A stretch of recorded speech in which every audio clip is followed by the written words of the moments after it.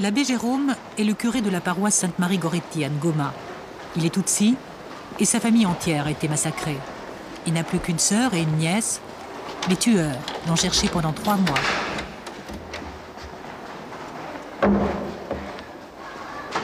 Donc j'ai enlevé cette étagère-ci.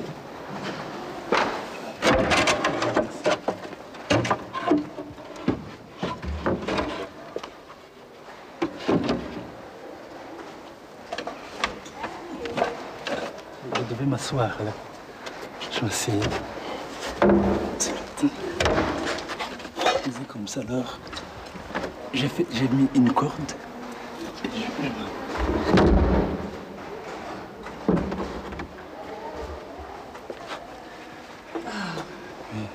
Et vous avez passé combien de temps 3 là? mois.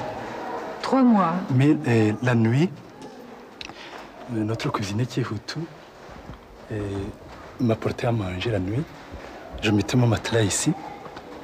Le matin, j'entrais dedans. C'est comme ça. L'après-midi, j'avais des problèmes parce que, comme il faisait chaud, quelquefois la respiration était coupée. Il n'y avait plus d'air. Alors, il devait se mettre devant la porte là pour voir si les gens passent. Il venait, alors j'ouvrais un peu pour respirer. S'il voyait quelqu'un, il devait faire quelque chose, je filmais. À chaque minute, vous pensiez qu'on pouvait vous trouver? Oui. Parce que j'avais 456 personnes ici à l'intérieur de l'église. Alors on les avait tuées au mois d'avril. Alors on m'a cherché partout. Ça a été... Moi, je ne comprendrai jamais ça. Qu'un peuple soit exterminé au vu et au su du monde entier. Moi, je n'ai jamais compris, je ne comprendrai jamais ça. Surtout que c'était des gens vraiment simples, des paysans, qui ne savaient rien de la politique.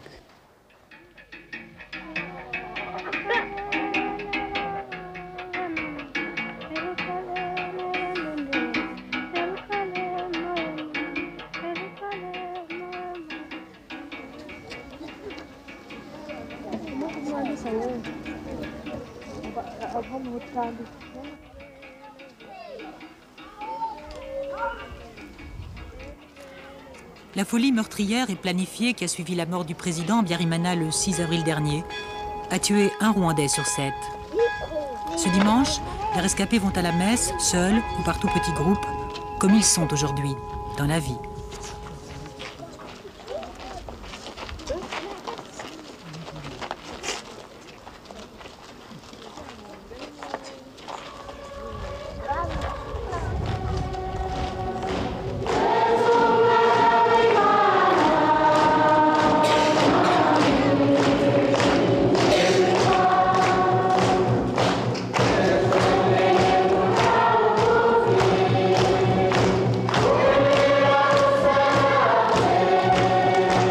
L'église Sainte-Marie-Goretti n'a pas été profanée par le sang versé.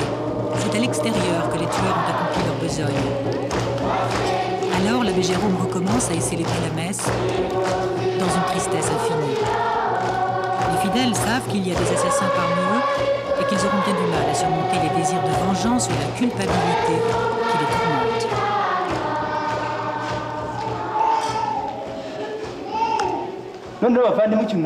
Et maintenant, mes frères, voilà ce que j'ai à vous dire. Pour guérir de ce mal qui est en nous, pour guérir de la peur et de la rancune, il faut regarder la vérité en face. La vérité passée et présente. Tu dois te guérir toi-même du mal. Va devant ton Dieu. Montre-toi tel que tu es. Demande à Dieu de changer ta façon d'être, de parler, de regarder. Tu dois reconnaître le mal qui a été commis. Tu dois dire, c'est un sacrilège.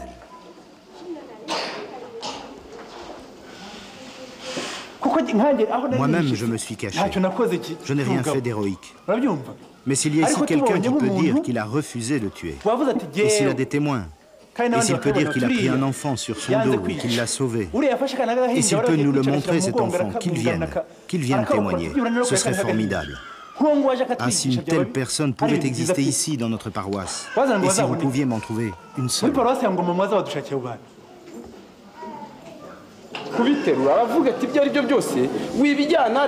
Un homme s'avance, il raconte qu'il a sauvé des vies, mais il s'embrouille dans son récit.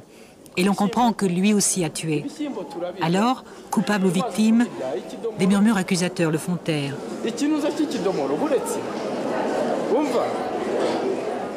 Cette question pourtant est celle qui se pose à un pays où chacun se demande à quel miracle ou à quelle faute il doit d'être en vie, quand tant de corps pourrissent dans les fosses communes et que tant de visions d'horreur hantent les mémoires.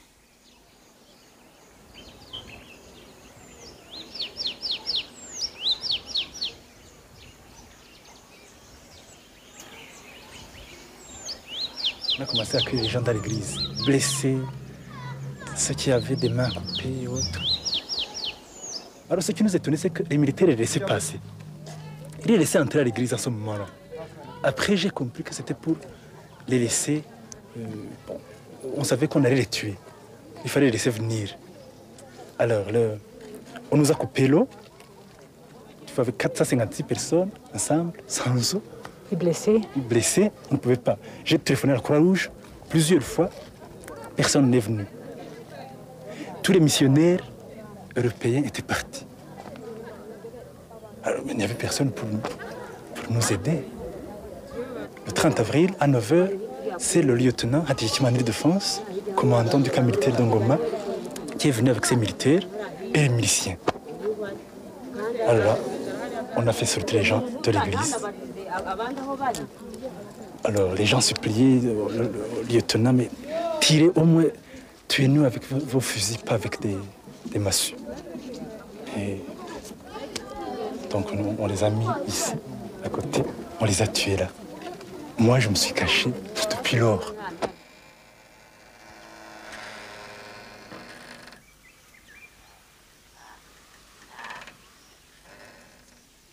Il y avait dans l'église 302 enfants.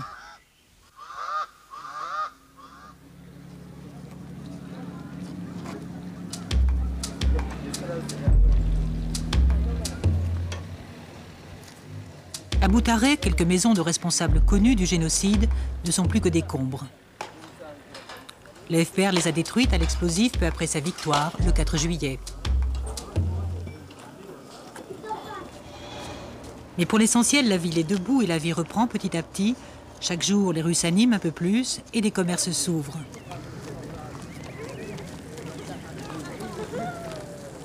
L'eau, l'électricité se font attendre, mais on circule sans crainte apparente.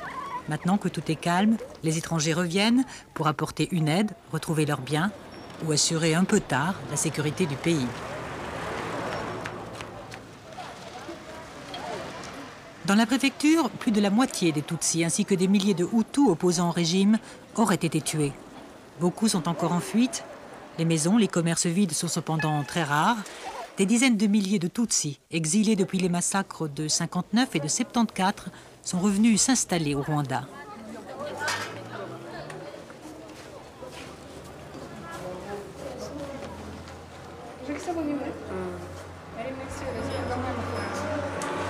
Ça marche les affaires? Oui. Ça va bien les affaires? Ça va. Oui? Oui. Et vous êtes de où, vous? Vous êtes venu de où, vous, ici?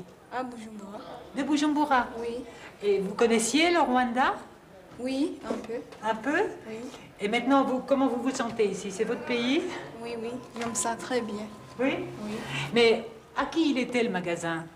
On ne sait pas. Vous ne savez pas? Oui. Mais qu'est-ce que vous avez fait? Vous avez juste mis les marchandises comme ça? On va aux communes. Et puis on vous dit, vous allez déménager tout ce qui est dans le magasin. Et puis vous allez mettre vos marchandises. C'est ça. C'est comme ça? Pas de problème. Non.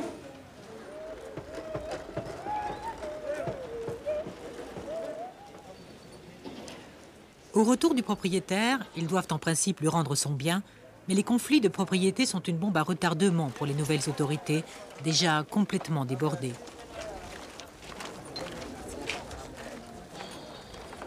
À la préfecture, la mise en place d'une administration civile s'est fait attendre pendant 2 mois. Les militaires du FPR, venus d'Ouganda, du Burundi, du Zaïre, ont les choses bien en main. Dans les bureaux comme à l'armée, on travaille sans salaire. L'ancien gouvernement, en partant, a vidé les caisses et a emporté ce qui pouvait l'être. Tarsis Zinzi est l'un des rares natifs de Butare qui occupe à la préfecture un poste de responsabilité. Débordé de travail, il écoute toute la journée les doléances de ses administrés. Il ne s'étonne pas que des gens de l'extérieur aient tant de pouvoir. Sa propre histoire l'explique. Alors, donc, on a tué la majorité qui était ici. Maintenant, ceux qui ont fait du mal, ils ont fui. Est-ce qu'il faut laisser le pays mort comme ça, ou bien il faut utiliser celui qui est sur place en attendant? C'est l'impression, ils ont d'idées, parce qu'on a tué beaucoup. Alors, ce qui n'est pas tué, ce sont des gens qui viennent de l'extérieur pour l'occupation. C'était sur le programme de retour des réfugiés. Vous pensez-vous que ça va pouvoir fonctionner, le nouveau Rwanda, avec la réconciliation? Bien sûr. Oui. C'est ce qu'il faut. Vous étiez ici. Oui. Vous avez perdu des membres de votre famille? Oui, beaucoup. Tu veux savoir sûrement ma situation? Tout au plus, j'étais marié, père d'un enfant, une fille d'une année, 7 mois. J'avais une famille donc aux environs de 40 personnes, je restais seul.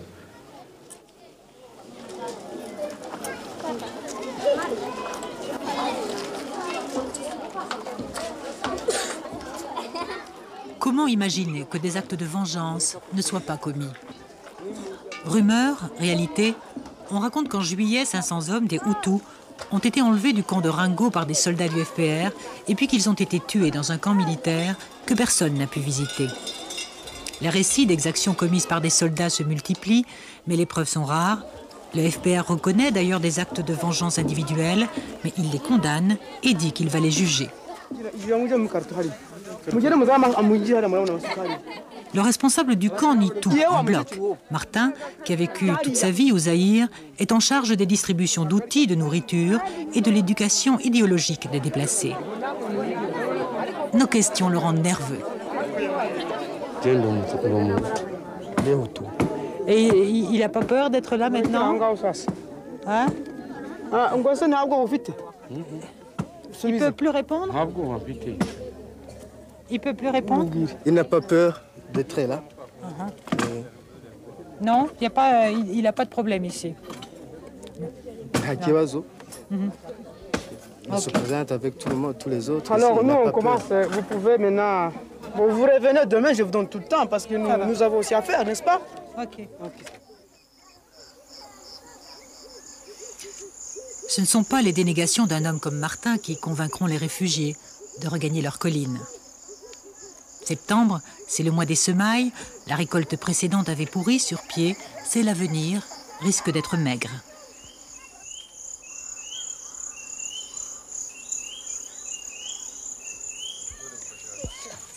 Ce vieil homme, un Hutu, est le nouveau responsable de la colline. Sa famille n'est pas encore revenue.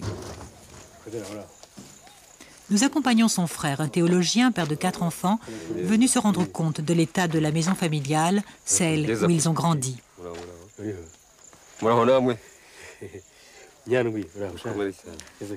Lorien a survécu par miracle et il a pu sauver, en les cachant, un grand nombre de personnes. Dans leur famille, ils étaient 9, mais ils ne sont plus que 7. Un de leurs frères, une de leurs sœurs ont été tués en protégeant des Tutsis. Et les Hutus, les Tutsis, ils vivaient sans problème? Sans problème. En tout cas, ici dans le sud, c'était vraiment sans problème. Et on a eu de la peine à les dresser les uns contre les autres. Il a fallu importer des tueurs. Et le feu qui s'est répandu sur cette colline, par exemple, il est venu du côté de Gikongoro. Et les gens d'ici s'étaient organisés pour résister, de sorte qu'ils sont allés aider les gens des autres collines à résister contre. Ensemble, Tutsi et Hutu. Ensemble, oui, oui. Et c'est depuis le discours du président Théodore Sindikubwabo à Butare ici. C'est son discours qui a mis le feu à cette région sud du pays. Qu'est-ce qu'il a dit? Il a demandé expressément que ces gens-là soient tués. Et que ceux qui disent Nibinde, ça veut dire ça ne me regarde pas, qu'on les écarte aussi. Je ne sais plus dans quel terme il a dit. Babadoukiz en Kinyarwanda, ça veut dire mais qu'on m'en débarrasse. C'est ça le terme, qu'on m'en débarrasse. Est-ce que c'est explicable cette affaire? Est-ce que c'est explicable? Comment est-ce qu'on peut expliquer une horreur comme Auschwitz? Est-ce qu'on peut expliquer ça? Est-ce que c'est explicable? Je ne crois pas. Et parfois, ça dépasse la raison humaine. On voit vraiment qu'on est descendu dans des profondeurs tout à fait insondables. Insondables. On peut comprendre la méchanceté, mais pas quelque chose d'aussi effroyable et d'aussi long, parce que ça a duré 3 mois. Et tous ont fini par se laisser prendre. C'est ça que je ne m'explique pas. Tous? Tous ont fini par se laisser prendre. Même les meilleurs ont fini à peu près par accepter l'inacceptable. C'est ça que je ne comprends pas.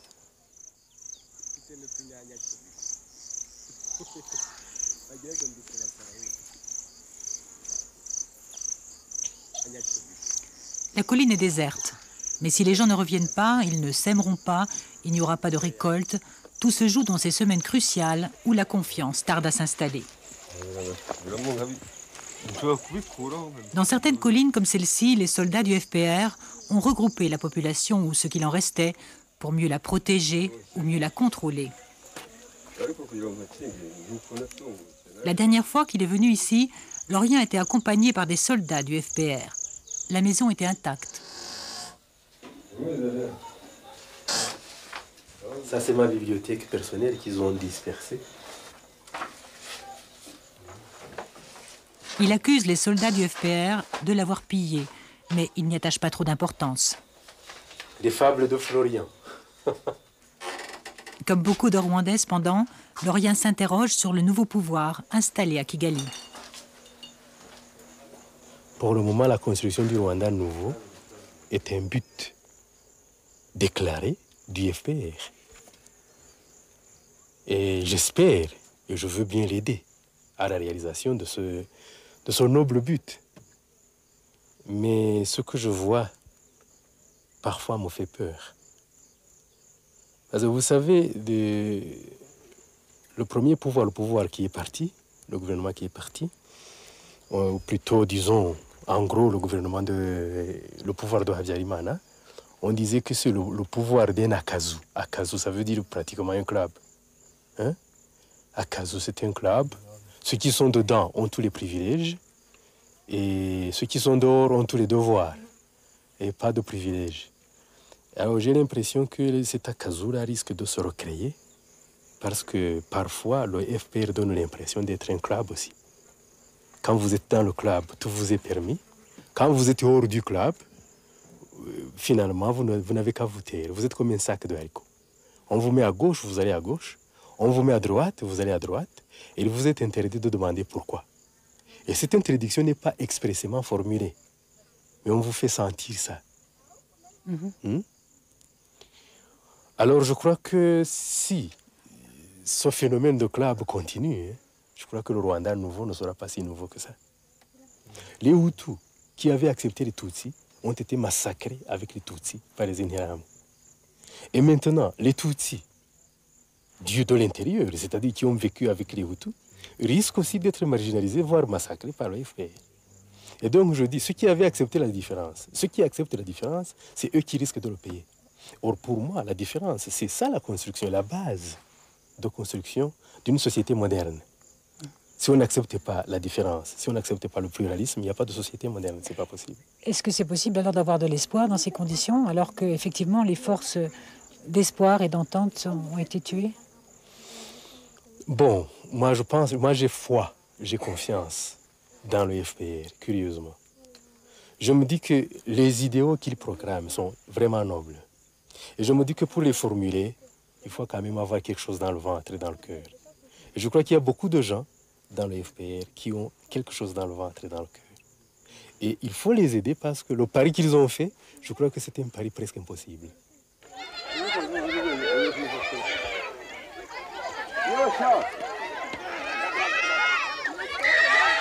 Cette chasse à l'homme, dans la colline voisine de Matiazo, montre bien la difficulté du pari de justice et de réconciliation qu'a fait le FPR.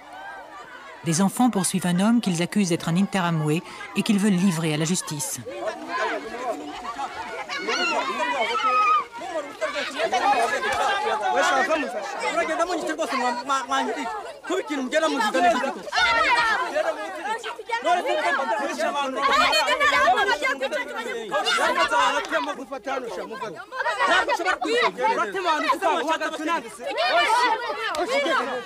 Chaque jour, les prisons se remplissent d'hommes accusés d'être les exécutants du génocide.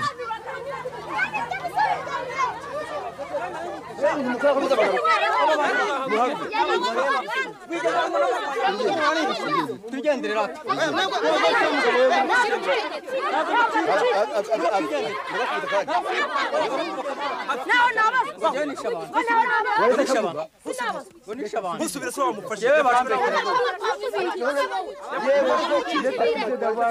est accusé d'avoir participé au massacre du mois d'avril. Et lui, il se défend en disant qu'il a même caché des gens chez lui.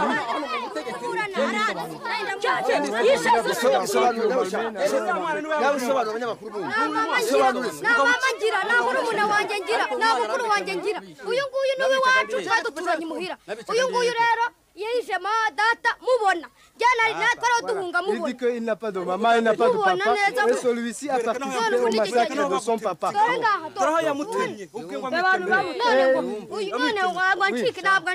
Il a coupé avec sa machette.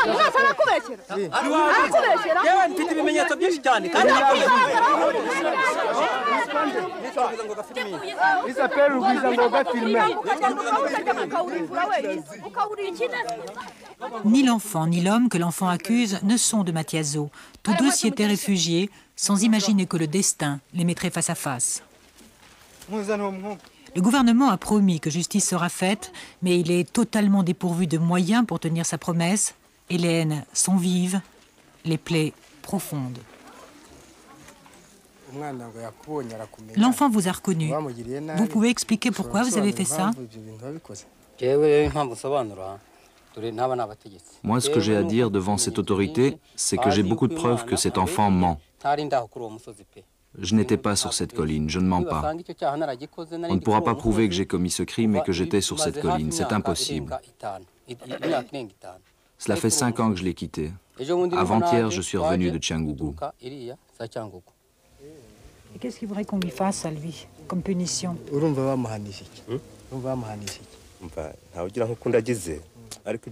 On ne peut pas punir le mal par le mal. Devant Dieu, je ne peux rien dire.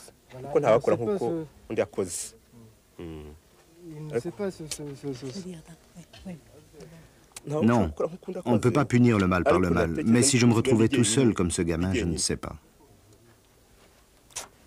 Enfin, tout le monde ne peut pas faire comme tout le monde finalement, mais il ne sait pas ce qu'il peut dire, lui.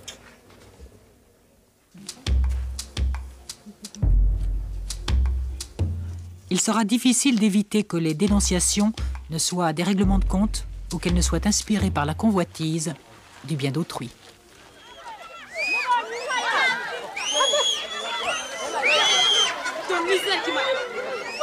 Ces déplacés qui rentrent chez eux avec leurs vaches et leurs chèvres se font accuser d'être des Interamwe. Ils vont poursuivre leur route sans mal, mais des incidents de ce genre ne tournent pas toujours bien. Théodomir, un Hutu, professeur à l'université, observe la scène. Théodomir a quitté son village de Matiazo juste après les massacres. Et comme tant d'autres, il hésite encore à y revenir.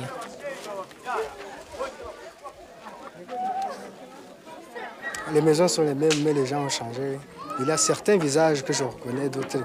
Enfin, plusieurs visages, je ne les reconnais pas. Parce que les anciens habitants, ils ont été tués ou chassés. ils ont été, enfin, plusieurs ont été tués, d'autres se sont déplacés vers Gikongoro et ne sont pas encore revenus. Et c'est qui les gens maintenant ici alors? Ce sont finalement en majorité des déplacés qui sont ici, qui occupent les maisons qui avaient été abandonnées. Alors maintenant, quand on voit tout ce qui s'est passé, comment est-ce que les gens vont pouvoir vivre ensemble de nouveau? Enfin, je crois qu'il faudrait quand même essayer d'avoir un cœur humain, essayer de se supporter finalement. Autrement, on va encore s'entretuer si on ne parvient pas à se supporter. Je crois qu'on devrait essayer d'oublier tout ce qui s'est passé. Finalement, on n'a pas de choix. Parce que personne ne peut prétendre avoir le droit de vivre dans un pays plus que l'autre. Alors finalement, on va vivre ensemble. C'est comme ça. Mais là, il y a une fosse commune. Là. Les fosses communes, lui, sont insupportables. Il n'a rien à se reprocher, mais certaines nuits, il a été forcé de suivre les tueurs et d'assister au massacre. Pendant 3 mois, il a caché sa fiancée Tutsi, que la terreur rendait folle. Il y a des images qui ne s'oublient pas facilement, qui laissent un cachet indélébile. Ces événements, vraiment, laissent à moi un cachet. Je ne sais pas comment oublier ça. J'essaie de ne pas m'alarmer. Je suis prêt à participer à la reconstruction du pays comme tout le monde et à oublier les haines, à rechercher la réconciliation. Et je n'oublierai pas quand même de ce que j'ai vu.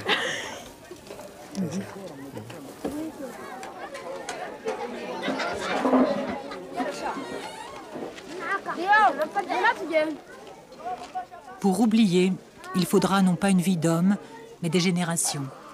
Et qui peut dire quand le pardon sera possible? Pendant 3 mois, un pays a été abandonné de tous, et cela non plus, il ne l'oubliera pas. Vous avez vu toutes ces fosses communes, c'est plein de gens déjà pourris. On ne peut même pas reconnaître le visage de celui qui est dedans. Et vous venez faire un reportage, par exemple, il y a ces ONG qui viennent. Je sais bien que ça, ils pourront quand même aider. Oui, à mobiliser les gens pour aider le pays. Ça, c'est bon. Mais si vraiment ces organismes ou vous-même vous venez spécialement pour faire un reportage sur ce qui s'est passé, je ne sais pas si ce n'est pas trop tard. C'est même, je ne sais pas, c'est trop tard quand même, il faut le dire.